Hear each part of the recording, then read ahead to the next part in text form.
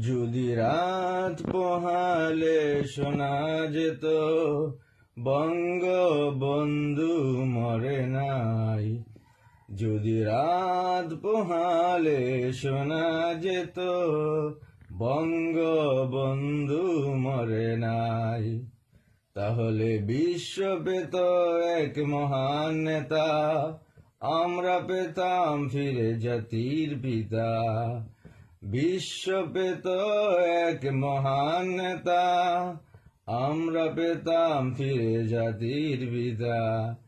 আমরা যারা বাঙালি, আমরা যারা আওয়ামী লীগ, আমরা কখনো ভুলব না, ভুলব না, ভুলব না।